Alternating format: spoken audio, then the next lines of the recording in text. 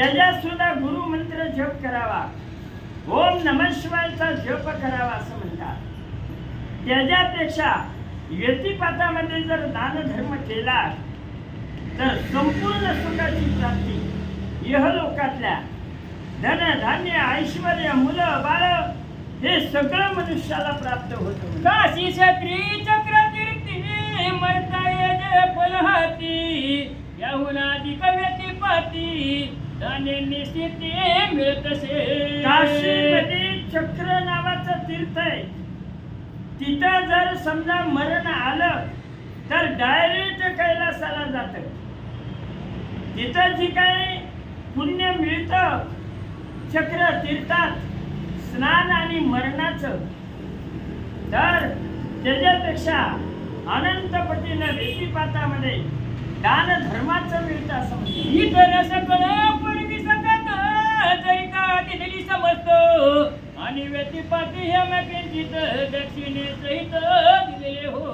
जर महिन्याला सुद्धा 12 महिने व्यतिपात येतो, किंचित जरी सोन्याचं दान दिलं तर अनंत पुण्य मिळतं. एक गुंजभर जरी दान दिलं आणि अधिक महिन्यामध्ये जर व्यतिपाताच्या पर्व काळी किंचित एक मणी जरी दिला तरी 1 किलो सोनं दिल्याचं पुण्य मिळेल. मग तर बरं झालं बाबा. तरी सर्व परवीच्या सर्व दानाहून व्यतिपातीचे हे दान महान आणि प्रत्येक मासी ते सर्वहून शताधिक महिन्यात 100 पटीनं पुण्य मिळतं.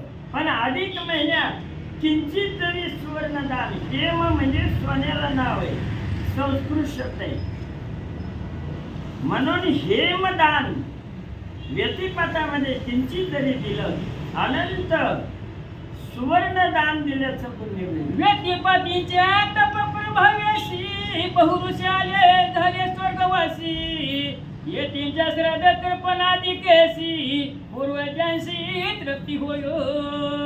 व्यतिपात पर्व काळामध्ये ऋषी मुनी जपी तपी साधू संन्यासी त्यांनी आणि सुवर्ण दान केलं म्हणून स्वर्ग प्राप्त झाला. पितराच्या नावानं व्यतिपातामध्ये जर दान धर्म केला तर पितृकुळाचा सुद्धा उद्धार होतो आणि पितर सुद्धा संतोषित होतात.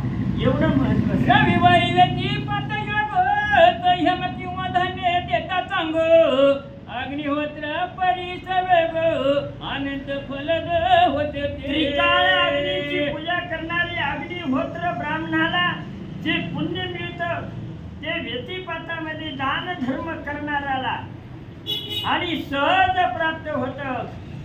असं व्यतिपाताचं पर्व काळाचं महत्व. आधीच व्यतिपात उत्तम त्याहून आधी मास श्रेष्ठ परम उभयतांचा होता संगम काय पुण्य. व्यतिपात पर्व काळ पुण्यवान आणि त्याच्यात अधिक महिना संगम झाला. 2 नद्याचा संगम व्हावा आणि अनंत स्नान करणाऱ्याला पुण्य मिळावं. तसा अधिक महिना आधीच व्यतिपात श्रेष्ठ आणि पुन्हा अधिक महिना, मग तर जास्त पुण्य प्राप्त झालं. 2 नद्याच्या संगमासारखं काय वर्णन करावं. म्हणजे भाद्रपद मासी अमावास्येची गंगे माझी स्नान दानाधिकेशी ये फलकती येते आधी मासी पातदानेशी लाभते. गंगेमध्ये स्नान करून एखाद्या मनुष्यानं 100 वेळेला आंघोळ केली आणि अनंत गायी दान दिल्या, अनेक प्रकारचं दान धर्म केल्याचं जे पुण्य ते व्यतिपातामध्ये थोडं जरी हेमदान दिलं तरी सुद्धा म्हणजे सुवर्णदान तर त्याला प्राप्त होतं. इतकं महत्व सांगितलं. प्रिय यतिपात महायोग त्रिजगती विख्याता भंग येते जदान देती चांग हे धन्य व्यंग त्रिलोकी. म्हणून हे लक्ष्मी या व्यतिपातामध्ये दान धर्म पर्व काळी तरी साधत जावा. इतर वेळेला रोज सुद्धा दान धर्म सांगितलाय, पण नाही घडत. निदान व्यतिपाताला तरी द्या. अधिक महिना पर्व काळ आलेला आहे, 3 वर्षानंतर येतो आणि कुंभमेळा 12 वर्षांनी येतो. तसा हा पर्व काळ आहे. म्हणून व्यतिपातामध्ये किंचित जरी दान दिलं, अनंत दिल्याचं पुण्य मिळतं. लक्ष्मी धान्य किंवा किंचित स्वर्ण दान देता पात्री लक्त दक्षिण सर्व पर्वाहून कोटी गुण अधिक पुण्य सगळ्या पर्व काळापेक्षा थोडं जरी सुवर्ण दिलं गुंजभर आणि धान्य दान दिलं मुठभर, तर पर्वता एवढं दिल्याचं पुण्य मिळतं. याची बरोबरी कुणी करू शकणार नाही. व्यतिपाताची असं पुण्य, अक्षय पुण्य मिळतं. सर्व पर्वा माझी उत्तम आणि का नाही व्यतिपाता सम प्रत्येक पाती दाना धर्म व्यथाविधी करावा. म्हणून यथाविधी शक्तीनुसार स्त्री पुरुषांनी मनुष्य जन्मच पाव नाही. देवी देह दिला भजना गोमटा. दान धर्म करण्यासाठी, देवाची पूजा पाठ करायला आणि भगवंतानं मनुष्य जन्म दिलाय. उत्तम आहे सगळ्यात. आणि याच्यात काही लोक म्हणतात आम्हाला काय करायचं नाही. काय म्हणावं त्यांना? अधिक मास तर किती पर्व काळ आहे. म्हणून दान धर्म करीत राहावं. बोर्ड दिला होता धर्मराजानं 9 ते 11 पर्यंत कुणी या आणि दान घेऊन जावा. एकदा एक माणूस उशीर आला, म्हणजे मला लई गरज आहे, दान द्या. मग लवकर यायचं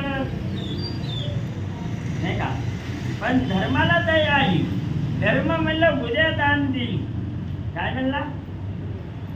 उद्या लवकर या, उद्या दान देईल. भीमाला लय आनंद झाला आणि नगारा होता, ती नगारा वाजवला. लोक म्हणजे नगारा का वाजवायला लागला? भीमाला काय असा आनंद झाला?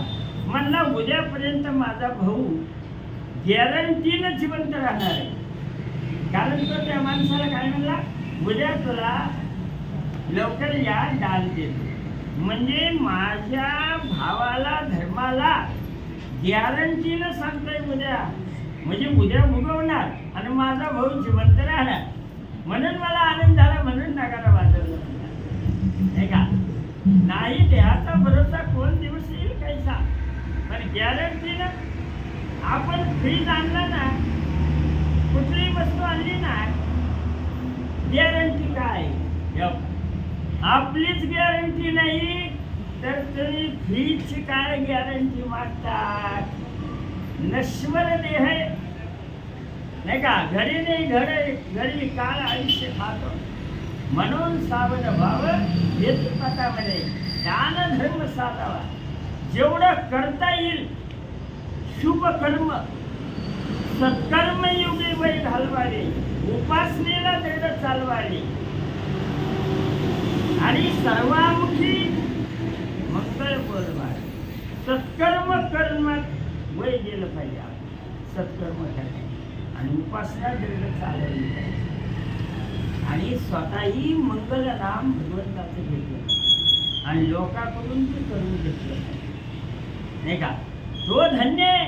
कबीर महाराज म्हणतात, प्रातःकाळी स्नान करून नित्यविधी सर्व संपूर्ण मग सुपात्र विप्रपाचारुण तयाचे पूजन.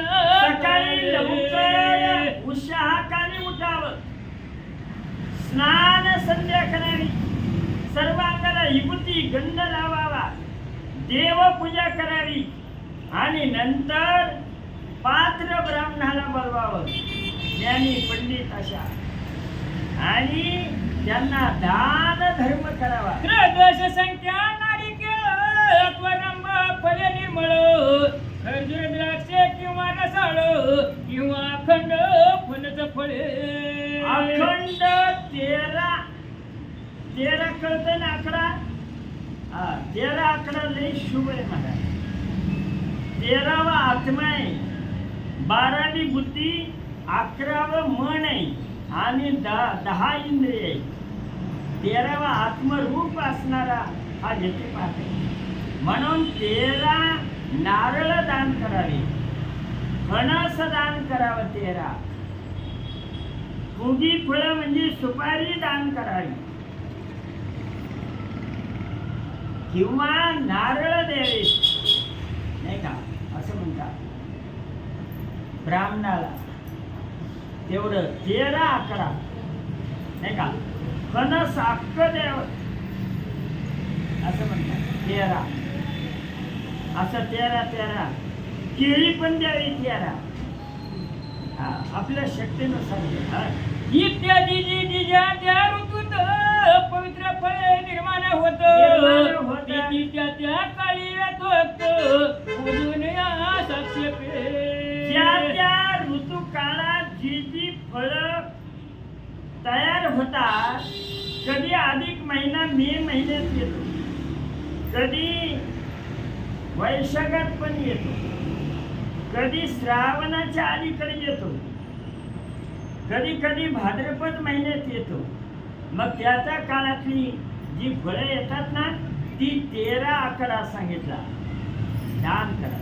13 आकडा बंदी नावाच्या माणसाला आला नव्हता. अष्टावक्र ब्राह्मण जनकाच्या सभेत गेले राज्यात. त्यानं सगळ्या ब्राह्मणाला आणि अष्टावक्र ब्राह्मणाच्या बापाला मी तुरुंगात टाकलं होतं. त्याला जोरच नव्हती जनकाच्या राज्यात. बंदी नावाचा एक विद्वान होता, त्याला गर्व झाला होता. 1 आकडा सांग म्हणायचा, 2 आकडा सांगा, 3 सांगा, 4 सांगा, 5 सांगा, 7 सांगा, असं त्यानं म्हणत होता. अष्टावक्र ब्राह्मण लय ज्ञानी होता. 8 ठिकाणी वाकडा होता. बापानं शाप दिला. आईच्या पोटात होता आणि आई स्वयंपाक करत होती आणि अष्टावक्र ब्राह्मणाचा बाप पोथी वाचत होता, नाही का. तर हिथं चुकला होता तो. तर त्यानं चूक काढली बापाची, पोटात होत. मला दादा हिथं चुकला बोलली. मग ज्यानं विचार करायला पाहिजे होता, न बघता पोटात आहे गर्भलयी ज्ञानी असतो. 1000 वर्षाचं ज्ञान असतं त्याला पोटात. म्हणून गर्भवती स्त्रियांनी तर ग्रंथ ऐकलाच पाहिजे, नाही का. मग बघा बाळ कसं खेळणी. आता त्यानं बापाची चूक काढली. उलट त्यानं म्हणायला पाहिजे, अजून पोटात आहे तर किती ज्ञानी आहे बाळ. पण त्याला ठेवा वाटला, कमीपणा वाटला बाबा. कुणी चूक काढली ना, ती माणसाला जरा कमीपणा वाटतो. बघा तुम्ही अजून अष्टावक्र ब्राह्मणानं खुश व्हायला पाहिजे होते की पोटात आहे तर इतका ज्ञानी, अजून तर शिकला ते नाही. कुणी शिकवलं असेल या बाळाला, किती पुण्यवान आहे असा अर्थ नाही केला. त्यानं निगेटिव्ह विचार केला, पॉझिटिव्ह नाही. काय केला, पोटात आहे अजून जन्म व्हायचा तवरच बापाची चूक काढतो का म्हणला. गलत आहे.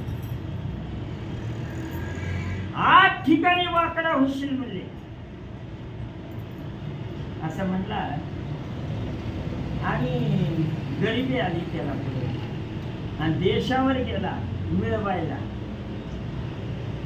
अष्टावक्र ब्राह्मणाचा बाप. आणि ही बाई नाही का थोड्या भांडे करून कसं तरी खायला गेली, नवरा देशावर गेला आणि त्या जनकाच्या राज्यात बंदी शाळेत पडली. गर्विष्ठ माणसं बंदी शाळेत पडत असतात. लय धर्माचे लोक बंदी शाळेत टाकले होते. बंदी नावाच्या माणसाने अहंकारी होता आणि अष्टावक्र ब्राह्मणाचा जन्म झाला. अष्टावक्र नाव आहे 8 ठिकाणी वाकडा झाला. बापांना शाप. उलट त्यानं म्हणायला पाहिजे होतं की ते ज्ञानी मुलगा आहे. जन्म झाल्यावर तर किती 4 वेळेस शास्त्र 18 फळांना तोंड पाडलं. उलट कौतुक करायला पाहिजे होतं. पण चूक काढली की बिघडलंच खातं. कोणाची बी असं आहे. आता सध्या सुद्धा तसंच आहे. म्हणून चुका काढीत जाऊ नका. काय करायचं? शब्दाचा अर्थ बरोबर समजला पाहिजे नाही का? तर ते आणि चांगला घेतला अर्थ तरच कल्याण होईल. गलत अर्थ घ्यायचा नसतो कधी. आणि पुन्हा अष्टावक्र ब्राह्मण आईला म्हणला माझा बाप कुठे आहे म्हणला. ती म्हणजे देशावर गेला मिळवायला. आणि इकडे तर जनकाच्या राज्यात बंदी शाळेत पडला. वा पोरगा रस्त्यावर बसला. 8 ठिकाणी वाकडं चलत होता. लोक हसायला लागले त्याला. पण असं रस्त्यावर बसला. जनकाची मिरवणूक निघाली होती हातीवर.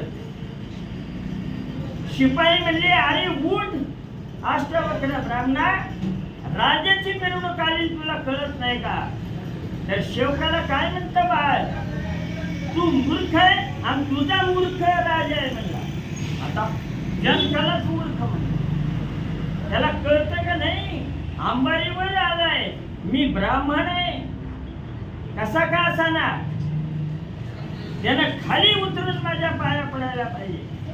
अरे ते 8 ठिकाणी वाकडा तुम्ही उचलून बाजूला ठेवा.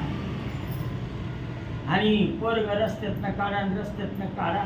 मूर्ख आहे का म्हणलं जनक. आता जनक तर किती ज्ञानी होता, विजयी होता. तेही असून विजयी अवस्था शेतीचा भाग सामान्य होता का? राजा तर घाबरलाच. अंबारीत होता ना पटकन खाली उतरला आणि त्या बाळाची क्षमा मागली. कसला तरी ब्राह्मण दिसला तर खाली मान पाहिजे म्हणला राजाची. कुठं ज्ञान शिकला तरी म्हणला. जनकानं पाय धरले, अंबारीत वराला बसवलं. कुठं आहे तुझा बंदी? उद्या जाहीर सभा कर म्हणला, स्टेज आण आणि माझ्या संग चर्चा कर म्हणला. त्याला माहिती पडलं होतं आपला बाप नाही म्हणून. आणि मग सगळं गावच्या गाव आलं बघायला. मोठमोठे ज्ञानी लोक आली आणि मग तिथं त्यांची स्पर्धा लागली. एक आकडा सांगायचा, नंतर 2 आकडा सांगायचा. एक काय आहे? तोंड आहे समजा. देव एकच आहे. 2 वस्तू काय आहेत? 2 डोळे आहेत, 2 कान आहेत, 2 पाय आहेत. 3 नंबर काय आहे? बेलाला पानं 3 आहेत. लवकर लवकर सांगायचं आपल्याला. 4 मुख ब्रह्मदेवाला आहेत, 5 मुख महादेवाला आहेत, 6 कार्तिक स्वामीला आहेत, 7 शुद्ध धातू आहेत, 8 भैरव आहेत, 9 नवनाथ आहेत, 9 नारायण आहेत, 10 दशेंद्रिय आहेत, 11 मन आहे आणि 12 सांग म्हणला. हे अष्टावक्र ब्राह्मण. त्याची फक्त 12व्या पर्यंतच बुद्धी गेली. 13 आकडा सांग म्हणला आता नाही का. 12वी बुद्धी कस तरी सांगितलं त्यानं. 13वा आकडा म्हणलं तर गपच बसला. 13 संख्या सांगता आली नाही त्याला नाही का. त्यावेळेला सांगू का म्हणला मी अष्टावक्र ब्राह्मण. टाळ्याचा कडकडाट झाला. 13 आत्मा आहे म्हणला.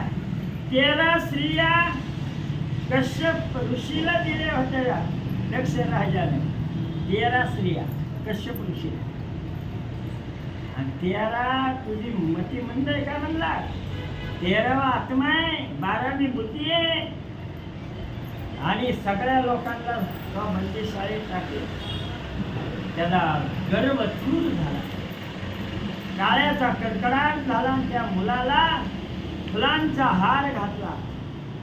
एका खोलीमध्ये बसला. सगळ्या तुरुंगातल्या लोकांना सोडा म्हणला. हे महात्मे साधू संत आहे. मग ती लोक काय म्हणले बंदी शाळेतले, कोण मुलगा आला अष्टा वक्र ब्राह्मण 8 ठिकाणी वाकडा आणि त्यानं आपल्याला मुक्त केलं, निदान आपण पायातही पडलं पाहिजे म्हणून बारी लागली त्या बाळाचं दर्शन घ्यायला. पण त्यानं विचार केला आहे आपला बी बाप आहे ह्याच्यात आणि बापानं मुलाच्या कसं पाया पडायचं म्हणून प्रत्येक माणसाला म्हणायचा तुमचं नाव सांगा, नाव सांगा आणि मग दर्शन घ्या, नाव सांगा दर्शन घ्या. असे इतकं हुशार होते पुढे. आणि पुन्हा त्याचा बाप आला, त्याला तर बळकरी आहे ना, पोटात होता चूक काढली, 8 ठिकाणी वाकडाविषयी म्हणला, त्यानं ते बघितलंच नव्हतं बाळाला. आणि मग त्यानं आईनं सांगितलं होतं तुझ्या बापाचं नाव अमुक अमुक आई म्हणून. आणि मग ते त्याचा बापच आला लाईनीला बारीला उभा राहून आणि म्हणला फलाना फलानी आहे असं म्हणलं की मुलानं पाय धरले बापाचे. म्हणजे तुम्ही आम्हाला सोडवलं, आमच्या पाया कशाला पडला? नाही म्हणला मी तुमचा मुलगा आहे. हो मग म्हणून कुणाची विद्वत्ता कुणाला दिली का महाराज? उलट कौतुक करावं, शाबासकी दिली तर शिक्षण शिकल पोरं, नाही का? चांगलं येत आहे चांगलं येत आहे असं म्हणावं लागतं. गावाची नाही का तुला काय जमत नाही, उद्यापासून शाळेत येऊ नको म्हणलं तर ती म्हणेल. भजनात बी असंच आहे, टाळ नाही वाजवायला का नाही, तुला काय येत आहे? ती मुख्य माणसं असतात ना भजन करी, ती नवीन शिकणाऱ्याचा लाभ लागू देत नाही. आणि मग ती काय म्हणतं नवीन शिकायला आलेलं, मला काय वाजवाय ना तेव्हा काय हे टाळ आणि तुमचं भजन तुमचं तुम्हीच का नाही, कशाला शिकताय? मग जरा शाबासकी द्यायला लागते, जरी चुकलं तर सांभाळून घ्यावं लागतं की नाही? तेव्हा ती शिकल. एकदम काय कोण पोटात शिकलं का? शिकलंय का? सांगण्याचं तात्पर्य असं आहे की 13 आकडा सांगायचा आहे आपल्याला. व्यती पाहता म्हणे ही 13 आकडा, 13 फणस द्यावी, पानाचा विडा द्यावा, 13 केळी द्यावी असं त्यांचं म्हणणं. काय सुपात्र विप्रा लागून भक्ती भावे करुणार्पण अर्पणासाठी दक्षिण प्रदान की जे सांगता सिद्धार्थ. सांगता सिद्धार्थ यथा सांग दक्षिणा द्यावी, पानाचा विडा द्यावा, 13 द्यावी. अशा प्रकारे 13 ब्राह्मणाची पूजा करा. आईशे करिता व्यक्तिपाती अनंत पुण्य हाता येती, सकळ पापे भस्म होती अग्नी संगे. दान धर्म तर पुण्य प्राप्त होतं, सगळं पाप जातं म्हणजे भस्म होतं. येते प्यासंगे पापांच्या राशी की असले पंच महादोषी, तर या व्यक्तिपात दानेशी तत्काळ मुक्त होतात. किती पापाच्या राशी असू द्या, जर व्यक्तिपातामध्ये स्नान दान जर केलं, सुपात्र ब्राह्मणाला दान दिलं तर सगळं पाप जात. जसं अग्नीमध्ये वलवायला जळतं तरण अग्निमेळ समरस झाले, तैसे केली नावे जपता हरी. अल्पवेचे महापुण्य ऐसे नाही असमान्य, नारी आत्मा सोपमान सगळ्यांनी व्यक्तिपथामध्ये निदान अधिक महिन्यात तरी दान धर्म करावा. ब्राह्मण क्षत्रिय वैश्य शूद्र किलो महिला जाती विकर तै सकळे निरंतर भक्ती भावे. म्हणून ब्राह्मण असो क्षत्रिय असो वैश्य असो शूद्र असो 18 पगड जातीतला असू द्या, माणूस गुणानं श्रेष्ठ होतो, पुण्याईनं मोठा होतो आणि कर्तव्यानं श्रेष्ठ होतो. म्हणून कुणीही दान धर्म करा व्यक्तिपात्रामध्ये, पावन होईल आणि सगळं पाप जळून. जयाचा नाही भक्तिभाव तयाची सर्व कर्मे वाव, भक्तिभावेची श्री माधव कामना सर्व. म्हणून भावी विन भक्ती, भक्ती विन मुक्ती, बळी विन शक्ती बोलू नये माऊली म्हणतात. दान करत जावा. अश्रद्धेनं फळ मिळत नाही. म्हणून भावभक्तीनं जे द्यायचंय ते प्रेमानं देत जावा देवाला. प्रेमाला तोड नाही. दवाखान्यात जर बरं वाटाना जर गेलं का नाही दवाखान्यात मग गोळ्या लिहून देतात. मग पेशंट म्हणतात गोळी खाल्ल्यावर तुम्हाला बरं वाटेल डॉक्टर म्हणतात. मग पेशंट म्हणतात नाही का गोळी खाल्ल्यावर पण पाण्यातून घेऊ का चहातनं घेऊ कशातनं घेऊ गोळी नाही का. त्यावेळेला गरिबी परिस्थिती असेल तर पाण्यातून घे म्हणेल डॉक्टर. जरा मध्यम परिस्थिती असेल तर चहातून घे. जरा जास्त परिस्थिती चांगली असेल तर दुधातून घ्या. गोळी फलदायक आहे, रोग घालवती, पण कशातनं घ्यावा असा प्रश्न डॉक्टरला करतात. तसं देवाचं नाव सुद्धा दान धर्म सुद्धा कशातून घ्यावं तर भावभक्तीतून आणि प्रेमातूनच घ्यावं म्हणजे ते फलदायक होतं. भक्तिभाव होताने दुरावतोची भगवान सकळही पुरुषार्थ लागून भावाची मुख्य कारण सगळं पुरुषार्थ मिळाला. भारी वीण भक्ती म्हणलेलं आहे. भाव बळी आकळे एरवी नाकळे करतळे आवळे तैसा हरी. है का भक्तिभावानं देव भेटतो ना. आणि भक्तिभाव जर नसेल श्रद्धा नसेल अभिमान असेल तर जवळ आलेला देव लांब जातो. म्हणून अभिमान धरू नका. सगळं मिळालंय भगवंताच्या कृपेनं असं म्हणा. आपण जरी कमवलं तरी देवाला करते पण द्या म्हणजे आपल्याला अभिमान यायचा नाही. देवाच्या कृपेनं सर्व काही मिळालं असं म्हणत आहोत नाही का. मग देवाला बी बरं वाटेल. करून अवतार का व्हावं मनुष्यानं. म्हणून भावच लागतो कुठल्याही गोष्टीला तरच फळ मिळतं नाही तर नाही. म्हणून रमे सर्वजनाही भक्तिभाव धरुणी हृदयी व्यथाच व्यक्ती करिता काही चपळ होते सचल. म्हणून भक्तिभावानं तुम्ही जे काही करतात ते सफळ होतं. आणि माझी सिद्धी देवी महात्म्याची गोवी आणि माझी सिद्धी असते देवीच्या दाशी परी भक्ती नाही ते जपायची. म्हणून अल्प अर्पणे कृपाळू देवी.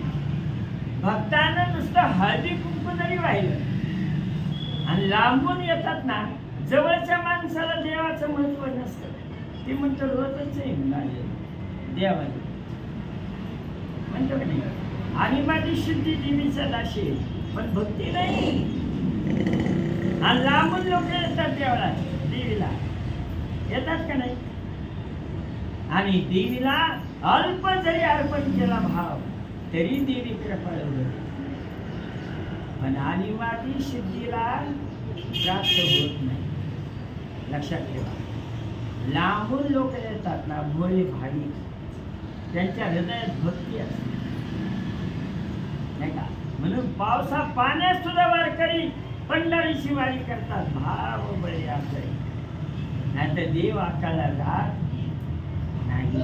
यशोदा म्हणली कृष्णा गोकुळात किती खोड्या करायला लागला. अनगा गोपिकानं दाव या कृष्णाला उकळाला बांधते. बांधीन म्हणलं ना देव त्यांच्या बापाला सापडत नाही. मग सगळे दावे आणले गोपिकाने आणि यशोदा बांधायला लागली गाठीला गाठ. तर कृष्णाला एवढं दाव कमीच पडायचं नाही का. बांधीन म्हणलं ना मिळणार नाही. गर्व आला ना यशोदेला. मी आज तुला का नाही उकळाला बांधते त्याशिवाय तू पत्नीवर येणार नाही. गोपिकाने सगळ्यांनी दावे आणले पण अजून एवढं दाव कमीच पडायचं. कृष्ण हसायचा. यशोदा लई चिडली. अजून एक अंग दाव ती बी जोडली. आता एवढंच कमी होतं ना आणि लांबलं तर कानी जोडली तरी बी कमीच पडलं. आणि मग कृष्णाकडे बघितलं. कृष्णा असं म्हणतो, किती मला त्रास देतोय